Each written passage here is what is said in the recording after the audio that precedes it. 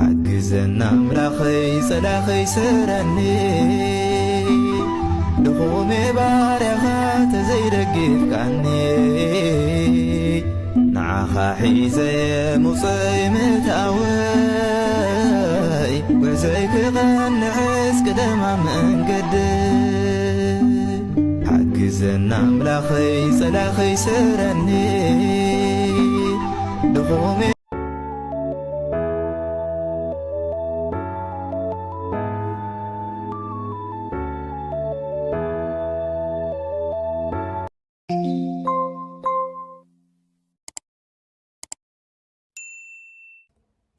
سلام تخطاتلتن كل سناي ميديا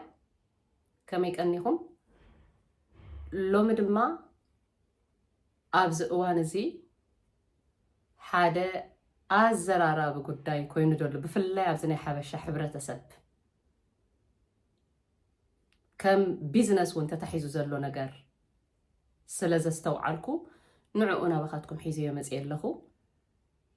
አይ ሆፕ ክትፈትውዎ ብዙሓት ከዓ ክትጠቀሙሉን ኢለ ተስፋ ገብር ንሱ እቲ ሒዘዮ መጽእ ዘለኹ አርእስቲ እንታይ እዩ ብዛዕባ እዚ ናይ ዕርቃንካ ወይ ድማኒ ናይ ጥራሕካ ቪድዮ ከም መፈራርህ ምጥቃም ኮይኑ ዘሎ እዩ ብዙሓት ኣብዚ ሕጂ እዋን ወላ ደቂ ኣንስትዮ ከይተረፈ ከም መፈራርሒ ይጥቀማሉ ኣለዋ እየን ኣብ ዓዲ ዕራብ ዘለዋ ብሓንሳብ ዝቕመጣ ደቂ ኣንስትዮ ነፍሰን ክሕፀባ ይኹን ክዳነን ክቕይራ ይኹን ከምአን መዳቕስተንሲ ጥራሕን ክርእየን ይኽእላ እየን የጋጥም ጓል ኣንስተይትስ እንታይ እሞ ብሓንሳብ እንድሕር ኮንካ ወይ ክዳንካ ብሓንሳብ ትቕይር ወይ እውን ገለ ከምኡታት ሕጂ ነዚ ነገር እዚ ቀሪፀን ቪድዮ ሓቢአን ቀሪፀን ከም መፈራርሂ ምስ ካልኦት ሰባት ተሓባቢረን ከም መፈራርሂ ዝጥቀማሉ ደቂ ኣንስትዮ ሰሚዐ ኣለኹ ሎም ቅነ ኣብ ሚድያ ወፂኡ ብጣዕሚ እየ ተገሪመ ሓንቲ ምስ ሰብኣያ ምስ ሓዋ ተሓባቢራ ንሓንቲ ብጣዕሚ ከምኡ እንዳገበረት መዳቕስታ ንዝነበረት ሰብ ናይ ጥራሓ ከላ ቪድዮ ቀሪፃታ ነፍሳ እንዳተሓፀበት ትኹን ክዳና እንዳቀየረት ካብኡ ንድሓር ከም መፈራርሒ ሰብኣያን ሓዋን ጌራ በቃ ብኡ ብምፍርራሕ ነታ ሰብ ክንዲዚ እንተዘይከፊልኪ ከምዚ ክንገብረኪ ኢና ወይ ድማ ከምዚ ክነውፅኦ ኢና እናበልካ ክሳብ ተቆልዓ ኣብ ዘየድሊ ነገራት መድሃኒት ገለ ስጋዕ ትሰቲ ስም ስጋዕ ትሰቲ ኮይኑ ማለት እዩ ሕጂ ብጣዕሚ ዘሕዝን እሱ ጥራሕ ኣይኮነን ሓደ እውን ቢንያም ዝበሃል ድሓን እቲ ቪድዮ ፍላይ ናይቲ ቢንያም ዝበሃል ኣብዚ ሚድያ ብጣዕሚ ክዋዓዋዕ ቀኒዩሎ ክሰደድኩም እየ ዓብዪ እዩ ኸማነ ብዕድሚኡ ሲ ዓብዪ ክልተ ፀጉሪ ዘብቆለሲ ንደቂ 17 ንደቂ 16 ንደቂ 10 ካብ ደቂ 17 ካብ ደቂ 16 ጀሚርካ ክሳብ ደቂ 21 ንደለዋ ናእሽቱ ኣዋልድ በቃ በዚ ዕሸል ዕድሚአን ከምኡ ዕድሚአን ጥራሕ ኣይኮነን ዕሸል ኣተሓሳስበአን እውን ዕሸል እዩ ሰብ ከኣምና ብቐሊሉ እየን ከኣምና እዘን ሰባት እዚአን ምክንያቱ ናይ ሂወት ተመክሮ የብለንን ቆልዑት እየን ናእሽቱ እየን መናእሰይ እየን ስለዚ ነዘን ከምዚአን ዓይነት እዩ እንዳሃደነ ብቪድዮ ይረኽበን ድሓር እንታይ እዩ ዝገብር መጀመርያ ፅቡቕ ገይሩ በቃ ኣብ ዝኣምንኦ ደረጃ ምሰብፅሐን ካብኡ ንድሓር እንታይ እዩ ዝገብር ቪድዮ ከም ዝኸፍታ ይገብረን እሳተን ከዓ ፈትየን በቃ ፈትየን እየን ነቲ ቪድዮ ዝኸፍትኦ ማለት እዩ ሽዑ ቪድዮ ክኸፍታን ከለዋ ግድን ጥራሕ ክኮይን ክኽፈትዮ ይኮነን ድብለን ኖርማል ኮይነን ከም ዝላለዮ ገይሩ የኽፍተን ማለት እዩ ኣዝዩ ንሓደ ክልተ ሰለስተ ዝኾና ሰባት ንውሱናት ሰባት ጥራሕ እዩ ገፁ ተራእዩ ንሱ እምበረይ ብዝበዝሐ እዋን እንታይ እዩ ድብል ናተይ ቴሌፎነይ ስክሪና ተሰይራእያ ስክሪኑ ፈሲሱ እዩ ስክሪኑ ነቂዑ ከምዚ እንዳበለ ምክንያታት ዘቕርበለን ንሱ ግን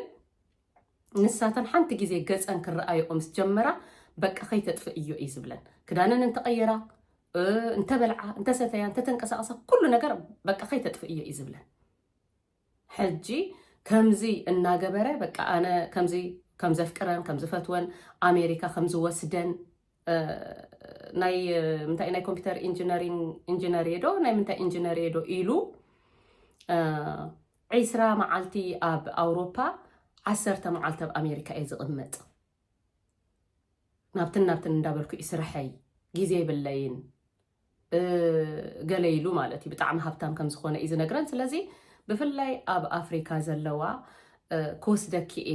ኣሜሪካ ክወስደኪ ኣውሮፓ እናበለ ነተን ከምዚአን ዝኣመሰላ ዕሸላት ቪድዮ ምምስሓዘለን ከም መፈራርሂ ይጥቀመሉ ማለት እዩ። ዓብዪ እዩ ዓብዪ ወዲ እሞ ከዓ እቲ ዝጥቀመሉ ፕሮፋይል ከዓ ናይ ሓደ ወዲ ናይ ሓደ ሆሳኢም ዝበሃል መንእሰይ ወዲ ንእሽተይ ቆልዓ ናቱ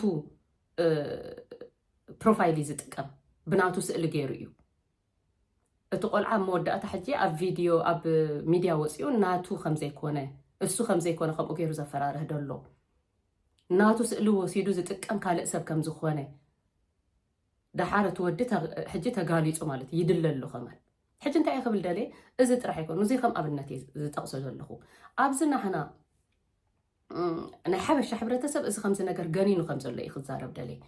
ብሓፈሻ ወላ ብዕርክነት ብገለ ብፍቕሪ ብገለ ኢሎም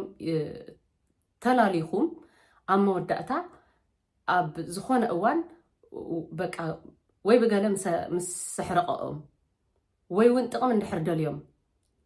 ወይ እውን ገለ ክጥቀሙለን እንድሕር ደልዮም ከፈራርሑ እንድሕር ደልዮም ከምዚ ዝገብሩ ደቂ ተባዕትዮ እውን ኣለዉ እዮም። ደቂ ኣንስትዮ እውን ምናልባት ከምዚ ዝብለኩም ዘለኹ ኣይሰኣናን እየን። ስለዚ እዚ ነገር እዚ ብጣዕሚ እዩ እንዳገነነ ዝኸይድ ዘሎ ብፍላይ ኣብ ናህና ሕብረተሰብ እዩ። ኣብ ፃዓዱ ከምዚ የለን ናይ ብሓቂ። ስለዚ እንታይ ክብል ደለ ኣትን ደቂ ኣንስትዮ ኣሕዋትናን ደቅናን በጃኽን እዚ ከምዚ ዓይነት ነገር መጀመርያ ነገር ምዘይተመርዓኽንኦ ሰብኣይ ኣፀቢቕክን ዘይኣመንክንኦ ዘይተመርዓኽንኦ ሰብኣይ ቪድዮ ኣይትቕድሓ ቪድዮ እናቐድሓክን ከሎ ድሓኒ ናይ ፍቕርና እንዲኢሉ ዋላ እናቐድሓክን ከሎ ጥራሕክን ኣይትቀድሓ በፍጹም ተኣምር ኣይትቀድሓ ፅባሕ እንታይ የጋጥም ኣይትፈልጣን ኢኽን ኣይትቀድሓ ካልኣይ ነገር ድማ ኣብ ሚድያ ዝተላልኽንኦም ብቪድዮ ርሑቕ ንርሑቕ ኮይንካስ ኣይትፈልጦኦ ኣይፈልጠክን ፈተኹኺ ኢልካ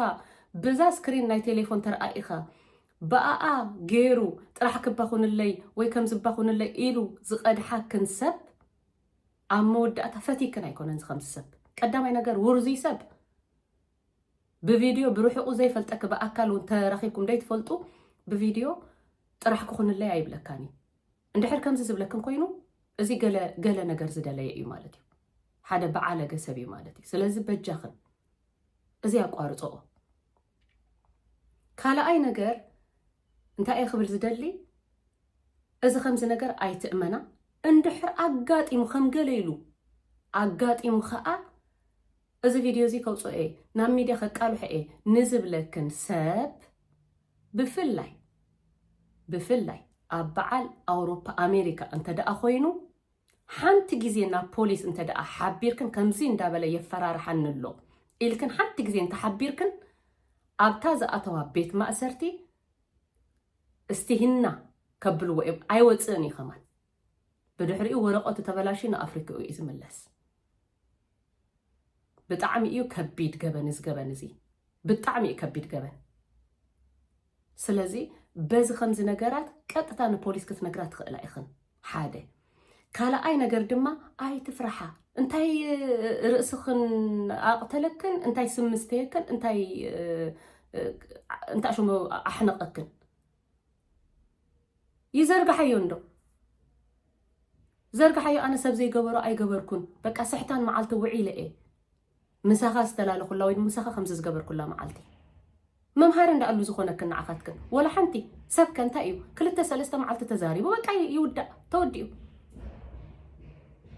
ተኾነ ከምኡ ትግበራ ካብ ኣጋጠመ ግን ይዘርጋሓዮ ከምቲ ዝበልኩን ከዓ ናብ ሕጊ ከይድክን ጠዋል ንፖሊስ ሓብራ ጥራሕ የቕሬታ ኣብዚ ብርቱዕ ድምፂ ለቆልዑት ስለ ዘለው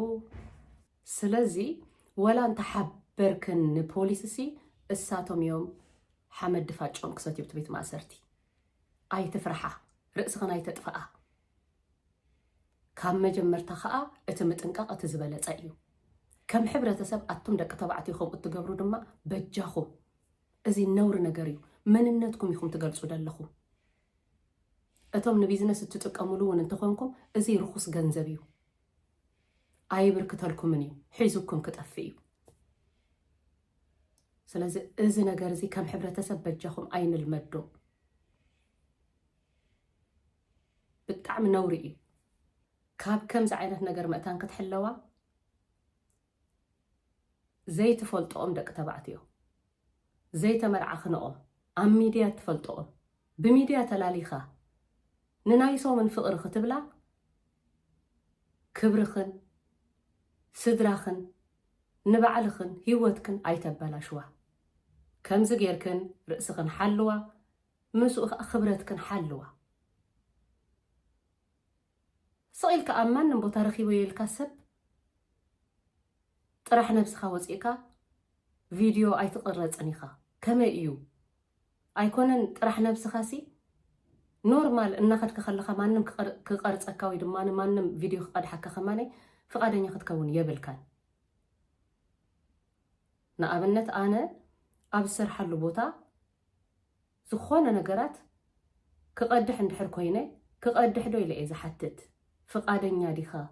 ፍቓደኛ ዲኺ ኢለ እየ ዝሓትት ኣይኮነን ዶ ጥራሕ ሰብ ክቕድሐሲ ወላ ንዝኾነ ንብረት ከማን ናቱ ዝኾነ ሕጊ ኣለዎ ኣብዚ ምዕራባዊ ዓለም ስለዝስ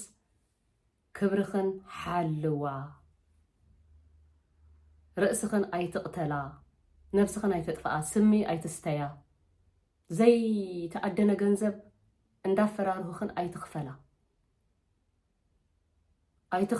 ኣይትኽፈላ ናይ ሎሚ ሓበሬታ ነዚ ይመስል ነይሩ ሰላም ቅነ